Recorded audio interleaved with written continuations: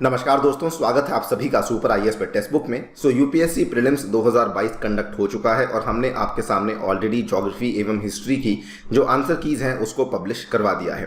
दोस्तों अब हम लोग आपके सामने लेकर आए हैं साइंस एंड टेक की आंसर कीज, जो कि one of the most highly anticipated यहाँ पे आंसर की होती है और उसके बारे में चर्चा मैं आपके साथ करने वाला हूँ। सो बिना किसी विलंब के, बिना किसी देरी के आइए शुरू करते हैं मेरे साथ। मेरा नाम है अनिरुद्ध। यदि आप लोग इस लेक्चर की पीडीएफ को डाउनलोड करना चाहते हैं और टोटल आंसर की को रेफर करना चाहते हैं तो यहाँ पर दिया गया जो टेलीग्राम चैनल है इसको ज्वाइन करना बिल्कुल ना भूलें। और साथ ही में अगर आपने सुपर आईएएस को अभी तक सब्सक्राइब नहीं किया है so do that, so that आपको हमारी नोटिफिकेशंस टाइम टू टाइम मिलती रहें। All right, question number 1 web 3.0 बहुत ही ज़्यादा एक्सपेक्टेड क्वेश्चन था और बहुत ही ज़्यादा आसान क्वेश्चन बनाया गया है। With reference to web 3.0 consider the following statements. Web 3.0 technology enables people to control their own data. In Web 3.0 world, there can be blockchain based social networks. Web 3.0 is operated by users collectively rather than a corporation. तो देखिए web 3.0 अगर आपने basically bitcoin या फिर crypto currency के बारे में जो चीज़ें हैं उनको पढ़ा होगा या फिर आपने ब्लॉकचेन टेक्नोलॉजी के बारे में पढ़ा होगा तो दोस्तों आपने फॉर श्योर वेब 3.0 के बारे में भी सुना होगा। वेब की अलग अलग वर्जन्स हमें देखने को मिलती हैं, जैसे कि 1.0, उसके बाद 2.0 और अब हमारे सामने 3.0 वाली वर्जन देखने को मिल रही है। इसमें यही बातें करी जा रही हैं कि जो आपके नेटवर्क्स होंगे वो एक तरीके से ब्लॉकचेन पे आधारित होंगे और ब्लॉकचेन का जो सबसे इंपॉर्टेंट मीनिंग होता है वो होता है डिसेंट्रलाइजेशन। एंड जब हम बोलते हैं डिसेंट्रलाइजेशन, इसका मतलब कि यहाँ पर जो इसका कंट्रोल है वो किसी कंपनी के पास नहीं है, वो किसी सरकार के पास नहीं है, वो डायरेक्टली लोगों के पास है। So web 3.0 is operated by users collectively rather than a corporation, बिल्कुल सही बात है। There can be blockchain based social networks, बिल्कुल सही बात है।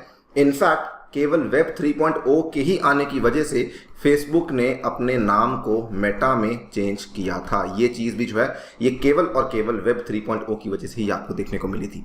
Web 3.0 technology enables people to control their own data, बिल्कुल सही बात है, क्योंकि ये डिसेंट्रलाइज्ड है, विकेंद्रीकृत तकनीक है जिसकी वजह से लोग अपने डेटा को खुद से कंट्रोल कर पाते हैं। And that is why option number D आपका यहाँ पे सही जवाब बन जाएगा। तो ये वेब 3.0 अभी कहानी शुरू हुई है, इसके साथ जुड़ी हुई और भी जो चीज़ें हैं जैसे कि मेटावर्स हुआ, इन सब चीज़ों को लेकर भी हमें बहुत सारी टेक्नोलॉजीज देखने को मिल रही हैं। पिछले साल ही की बात है, यूपीएससी ने एआर और वीआर को लेकर एक सवाल पूछा था, वो दोस्तों वेब 3.0 के साथ ही कहीं ना कहीं जुड़ा हुआ था, मेटावर्स के साथ ही संबंध रखता था। So yes, we are seeing कि यूपीएससी इमर्जिंग टेक्नोलॉजीज को लेकर काफ़ी सारे सवाल आप लोगों से पूछ रही है।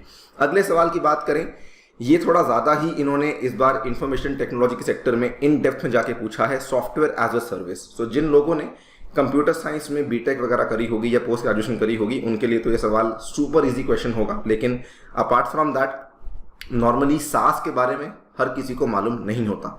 सो इंफॉर्मेशन टेक्नोलॉजी के क्षेत्र में क्या क्या होता है, एक तो होता है SaaS, that is software as a service. इसके बाद दोस्तों एक होता है IaaS यानी कि इंफ्रास्ट्रक्चर एज अ सर्विस। इसके बाद होता है PaaS यानी कि प्लेटफॉर्म एज अ सर्विस। इसके बाद दोस्तों होता है DaaS यानी कि डेस्कटॉप एज अ सर्विस।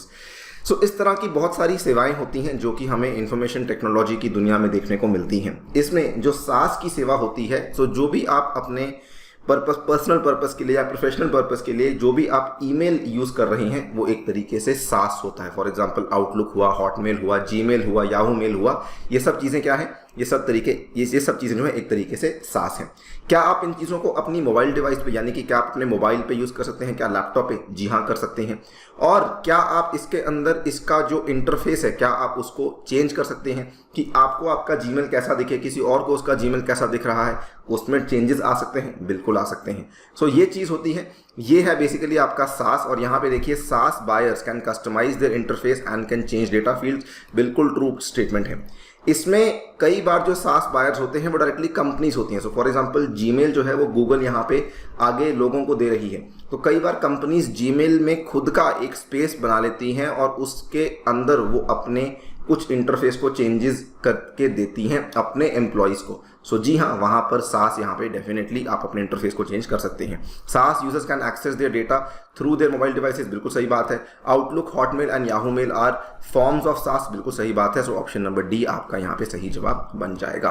सास की अगेन बहुत सारे और उदाहरण हैं, बट हमारे लिए यहाँ से क्या सीख है कि भाई नेक्स्ट टाइम से हम IAAS, PAAS, SAAS और DAAS के बारे में पढ़कर जाएंगे। बल्कि एक और चीज़ है जिसका नाम है FAAS। अगर किसी को मालूम है कि इसका फुल फॉर्म क्या है तो आप लोग मुझे कमेंट सेक्शन में तुरंत बताइए। नेक्स्ट हम लोग बात करते हैं फ्रैक्शनल ऑर्बिटल बम्बार्डमेंट सिस्टम। ये दोस्तों जो ये वाला यहाँ पे सवाल आपसे पूछा गया है, आपको लगता होगा कि डिफेंस की जो डेवलपमेंट्स होती हैं उतनी ज़्यादा रेलिवेंट नहीं होती, लेकिन this time it has been proved कि डिफेंस को लेकर, और वो भी ऐसा डिफेंस जिसकी बातचीत भारत में नहीं हुई, उसको लेकर यूपीएससी ने क्वेश्चन पूछा है। यहाँ पे आपके सामने ये वाली खबर देखिए आप, पिछले साल की खबर है, अक्टूबर 25, 2021 की खबर है। China's fractional orbital bombardment system, ये चाइना के द्वारा यहाँ पे टेस्ट किया जा रहा था।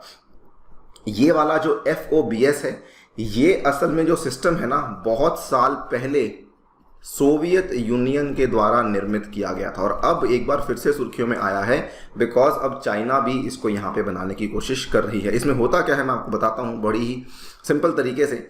दिस इज समथिंग, सो जैसे मान लीजिए कि ये आपकी धरती का गोला है, तो धरती के गोले के आसपास आपकी सैटेलाइट है जो कि ऑर्बिट में घूम रही है। अब इस सैटेलाइट की जगह यहाँ पर कंट्रीज क्या कर रही हैं कि सैटेलाइट की जगह एक मिसाइल है जो कि इस ऑर्बिट में घूम रही है।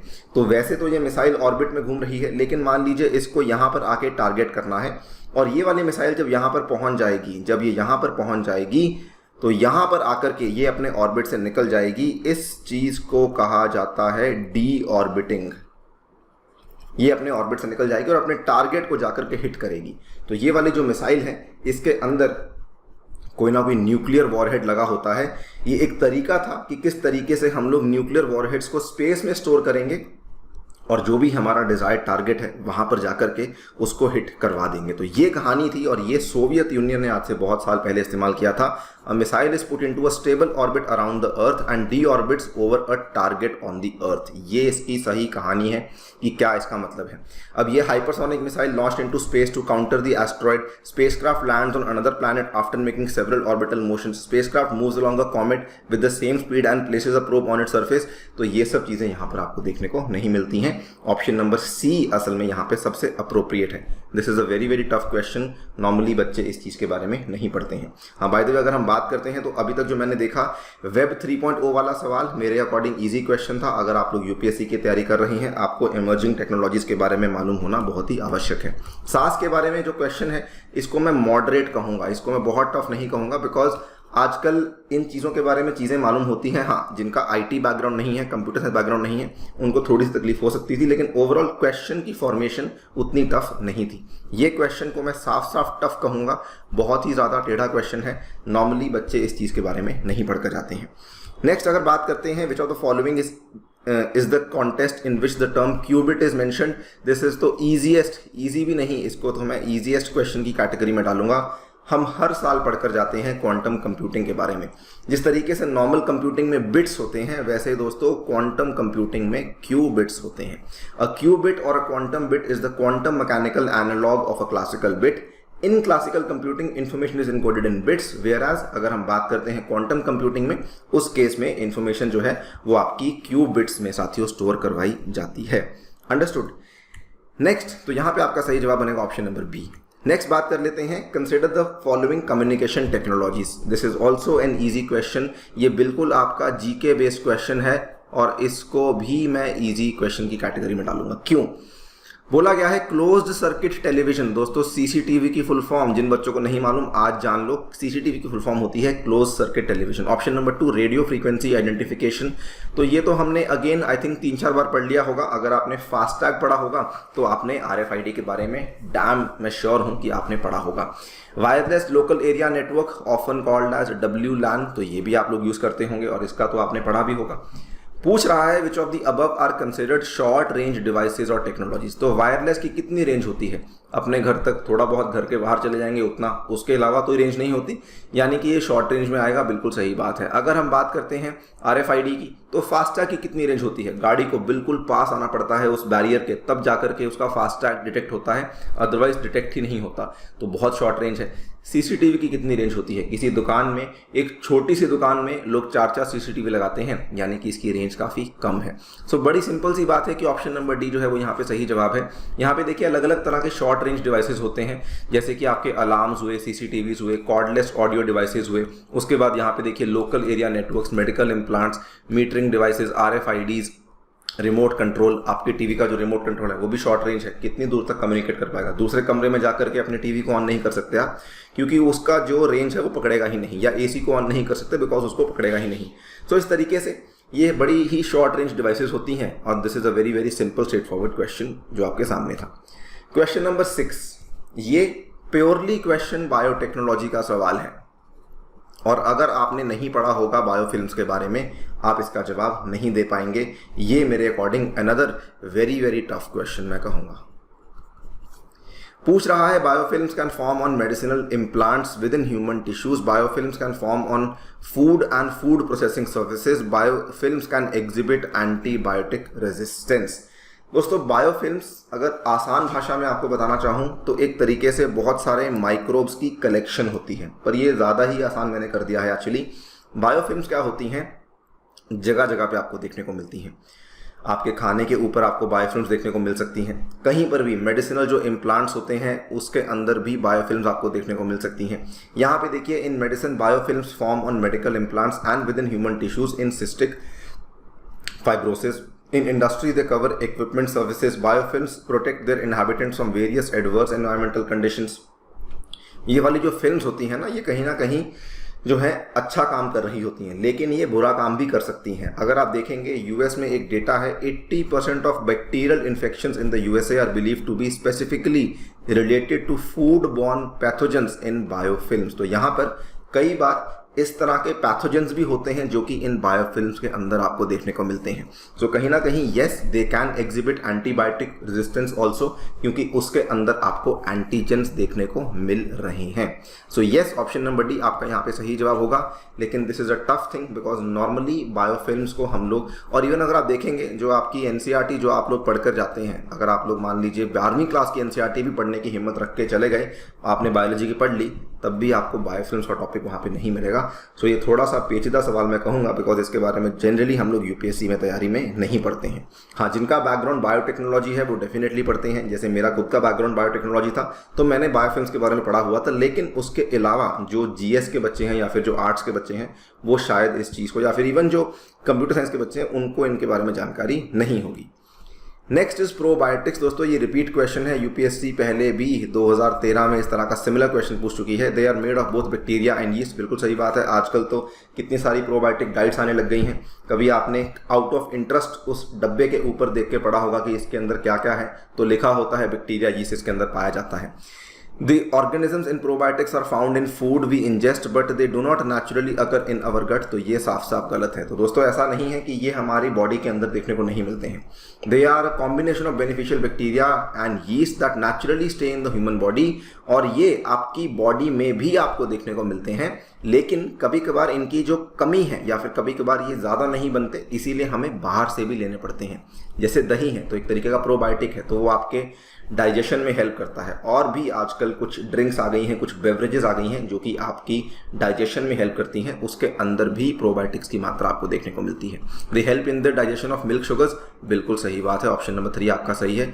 सो 1 और 3 आपका सही है, 2 गलत है। देखिए प्रोबायोटिक्स के बारे में आपको कहाँ कहाँ देखने को मिलते हैं? आपके गट में, आपके मुंह में, वजाइना में, यूरिनरी ट्रैक्ट में, स्किन में, लंग्स में, अलग अलग एरियाज में प्रोबायोटिक्स आपको देखने को मिल रहे हैं। ठीक है।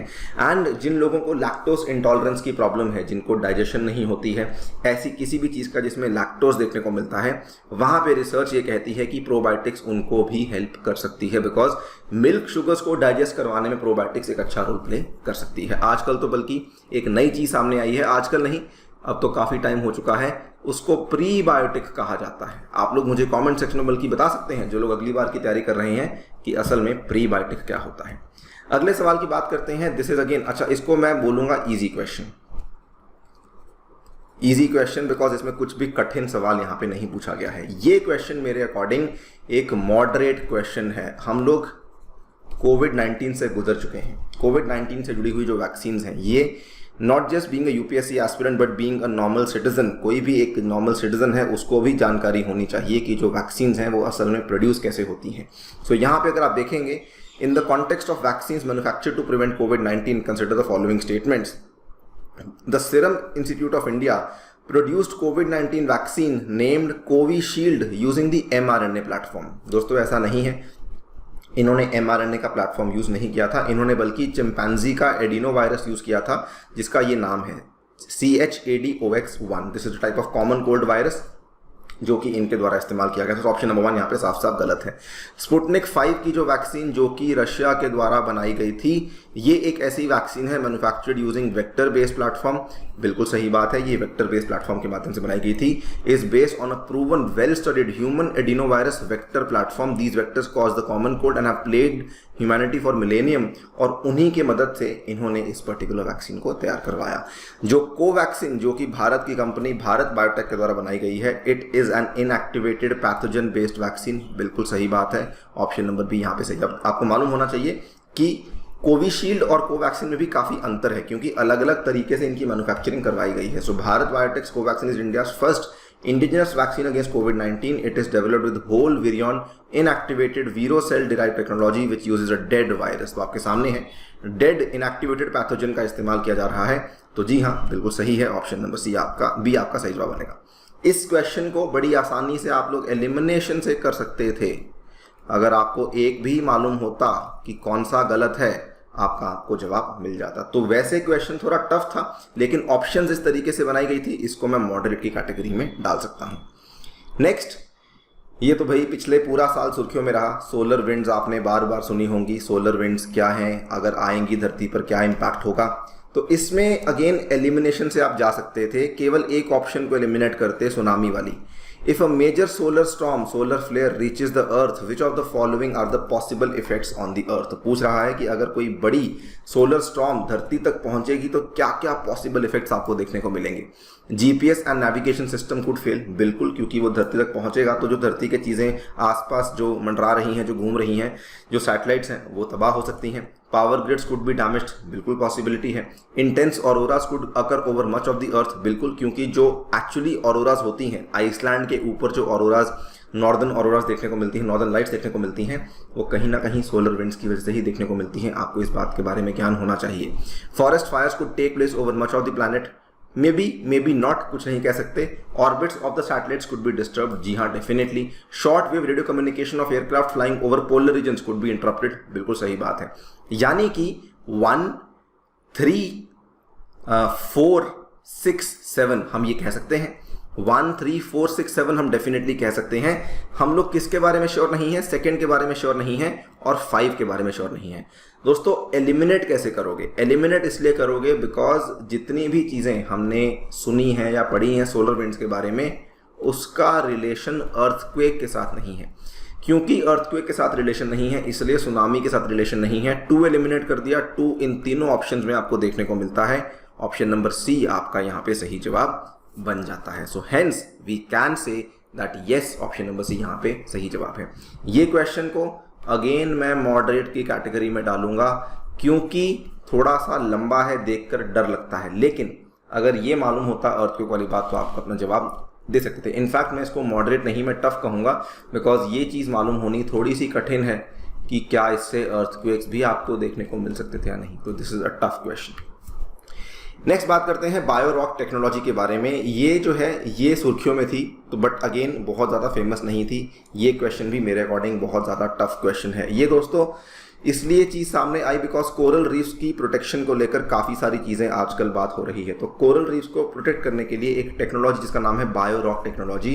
It is a method that applies safe low voltage electrical currents through sea water causing dissolved minerals to crystallise growing into white limestone which naturally makes up coral reefs and tropical white sand beaches। तो एक तरीके से जो coral reefs को rejuvenate करने का काम करती है bio rock technology. Development of building materials using plant residues, जी नहीं। Identification of areas for shale gas, जी नहीं। Providing salt licks for wild animals in forest protected areas, जी नहीं। ये restoration of damaged coral reefs का यहाँ पे काम कर रही है। Bio rock it is also called as seacrete और सीमेंट। आपने दोस्तों नाम सुना होगा किसका, मैं आपको बताता हूं। आपने सुना होगा something called as cement, right. घरों में सीमेंट यूज होता है। आपने नाम सुना होगा कंक्रीट का। तो उसी तरीके से जो सीमेंट है उससे बना सीमेंट, और जो कंक्रीट है उससे बना सीक्रीट। तो ये आपके सामने सीक्रीट है। इस तरीके से ये बायोरॉक्स बनते हैं और ये आगे जाके आपको व्हाइट लाइमस्टोन बनाने में हेल्प करते हैं, जो कि अपने आप में कोरल रीफ्स में ही तब्दील हो जाता है। सो एक तरीके से आर्टिफिशियल रीफ्स बनाने की भी हेल्प करता है, एंड दैट इज वाई इसका जो लेना देना है ये कोरल रीफ्स के साथ है। ऑप्शन नंबर ए आपका सही जवाब बनेगा। Next question, this is again a very very tough question. Normally हम लोग नाइट्रोजन फिक्सिंग बैक्टीरिया के बारे में पढ़ते हैं। नॉर्मली हम लोग नाइट्रोजन फिक्सिंग बैक्टीरिया के बारे में पढ़ते हैं, नाइट्रोजन फिक्सिंग प्लांट्स के बारे में कोई नहीं पढ़ता। एटलीस्ट मैंने अपनी तैयारी में नहीं पढ़ा था। सो मैं कहूँगा ये काफ़ी मुश्किल सवाल है। सो हम लोग जो नाइट्रोजन फिक्सिंग बैक्टीरिया हैं, एजोबैक्टर, क्लॉस्ट्रीडियम, उसके बाद Rhodospirillum, Rhizobium, cyanobacteria, blue green algae, ये सब ने सुने हुए हैं। इवन नॉस्टॉक, एनाबीना, स्पिरुलिना सब ने सुना हुआ है। लेकिन ये प्लांट्स कौन याद करता है, बॉटनी कौन याद करके जाता है? इम्पॉसिबल। ये क्वेश्चन वेरी टफ। सही जवाब है ऑप्शन नंबर ए 1, 3 एंड 4। देखिए डेटा कहता है कि फावा, अल्फा अल्फा, then runner, then sweet peanuts, soybeans, cream, black eyed और purple hulled beans, lupins, lentils, cowpeas, chickpeas, ये सब जो है नाइट्रोजन फिक्सिंग का काम करते हैं। नाउ हमें नहीं मालूम ये, हमें भी शायद आप कहें कि शायद सर मैं तुक्का मार दूंगा, चिकपी तक पहुंच जाऊंगा, लेकिन दोस्तों चिकपी आपका इसमें भी है, इसमें भी है, इसमें नहीं है। फिर भी 2 ऑप्शंस आपके सामने हैं। कैसे करेंगे? अप्रोच करना काफ़ी टफ है। According to me this is a very very tough question. ये जवाब देना कठिन था। नेक्स्ट बात करते हैं, ये इजीएस्ट क्वेश्चन। इसमें बिल्कुल भी ना तो टाइम वेस्ट होना चाहिए, ना दिमाग लगना चाहिए, ना एनर्जी लगनी चाहिए। Which one of the following statements best describes the role of B cells and T cells in the human body? दोस्तों बी सेल, टी सेल आपकी प्रतिरक्षा की जो प्रणाली है उसी को बेहतर करने के लिए आपकी बॉडी में होते हैं, या फिर उसी को बनाने के लिए, उसकी फाउंडेशन है ये। तो दे protect the body from diseases caused by pathogens. बिल्कुल सही बात है। ये इम्यूनोसप्रेशंस का काम नहीं करते, जी नहीं, ये गलत बात है, ठीक है। उसके बाद they alleviate the body pain and inflammation, जी नहीं। They protect the body from allergens, जी नहीं। ये आपकी बॉडी में पैथोजेंस जो आते हैं उससे बचाते हैं। तो बी सेल्स और टी सेल्स ये वाला काम करते हैं। ये वाइट ब्लड सेल्स हैं, आपकी इम्यूनिटी के लिए WBCs काम करते हैं। They are responsible for adaptive immune response in an organism, and ये both the cells are made in the bone marrow, ठीक है। तो ये जो है कहीं ना कहीं आपकी डिजीज को पैथोजन से बचाने का काम कर रहे होते हैं। Understood guys? नेक्स्ट हम बात करते हैं नैनो टेक्नोलॉजीज के बारे में। ये I would say very very simple question. इसको लेकर यूपीएससी एक बार पहले भी सवाल पूछ चुकी है। कॉस्मेटिक्स को लेकर यूपीएससी अक्सर पूछती रहती है कि इसके क्या क्या side effects and negative impacts हैं। So other than those made by humans, nanoparticles do not exist in nature। साफ साफ गलत बात है भाई, nanoparticles नेचर में भी एग्जिस्ट करते हैं। Nanoparticles of some metallic oxides are used in the manufacture of some cosmetics। बिल्कुल सही बात है। आजकल बल्कि बात हो रही है कि इस तरह की क्रीम्स आएंगी, इस तरह की कॉस्मेटिक्स आएंगी कि जो नैनो पार्टिकल्स हैं वो आपके स्किन के अंदर घुस जाएंगी। जैसे कई सारी प्रॉब्लम्स होती हैं, कई सारे लोगों को स्किन प्रॉब्लम्स होती हैं, लेकिन जो नॉर्मल दवाइयां हैं वो काम नहीं करती। तो नैनो पार्टिकल्स ऑलमोस्ट आपकी स्किन के अंदर जाकर के आपकी स्किन को रिपेयर करेंगी। इस तरीके की बात हो रही है। यूवी लाइट से आपको बचाना है, यूवी रेस से आपको बचाना है, सन की किरणों से बचाना है। इवन सनस्क्रीन में बात कर रहे हैं कि नैनो पार्टिकल्स का इस्तेमाल किया जाएगा। बहुत ही ज़्यादा हॉट और बहुत ही ज़्यादा एमर्जिंग टेक्नोलॉजी बन करके आ रही है nanotechnology. Nanoparticles of some commercial products which enter the environment are unsafe for humans. बिल्कुल सही बात है। इसके जो यहाँ पे इम्पैक्ट और इफेक्ट्स हैं अभी तक क्लियर नहीं है, तो डेफिनेटली ये अनसेफ ही माने जाएंगे। सो ऑप्शन नंबर डी जो है वो यहाँ पे सही जवाब बनेगा 1। This was easy question. क्यों? ऑप्शंस ईजी बनाई गई थी। ये एक्सट्रीम स्टेटमेंट है कि भाई ये जो है आपको नेचर में देखने को ही नहीं मिलता। This is an extreme statement. तो दिस इससे भी आप एलिमिनेट कर सकते थे कि 1 हट गया तो ये हट गया और ये हट गया, और ये तो बहुत कॉमन सेंस वाली चीज़ है, कॉस्मेटिक्स में आपको बहुत देखने को मिलता है। Next and the last question, इसको लेकर बल्कि मैं थोड़ा सा कंफ्यूज हूँ personally, because I am not very very sure answer क्या होगा, लेकिन हमारे हिसाब से जो होगा वो आपको बताएंगे। डीएनए बारकोडिंग की एप्लीकेशन क्या क्या होती है? Consider the following statements. DNA barcoding can be a tool to assess the age of plant और एनिमल। तो जी नहीं, डीएनए बारकोडिंग से आप उसकी एज नहीं पता लगा सकते, बल्कि आप मुझे बताएंगे कि अगर आपको एज पता लगानी है तो कौन सी वो टेक्निक होती है जिसके नाम में डीएनए आता है, डीएनए के माध्यम से कौन सी वो टेक्निक है जिससे कि आप किसी प्लांट या एनिमल की एज पता लगा सकते हैं। Distinguish among species that look alike, दोस्तों जी हाँ, टेक्निकली थ्योरेटिकली ये चीज़ पॉसिबल है। सो फॉर एग्जाम्पल अगर मैं आपको बताऊं, अब जैगुआर है, लेपर्ड है, समझ नहीं आता दोनों में डिफरेंस क्या है। अगर दोनों की शक्ल की फोटो खींच के आपको भेज दूंगा, आपको समझ नहीं आएगा कि कौन सा जैगुआर है कौन सा लेपर्ड है। दोनों को बताना, डिस्टिंग्विश करना काफ़ी मुश्किल है।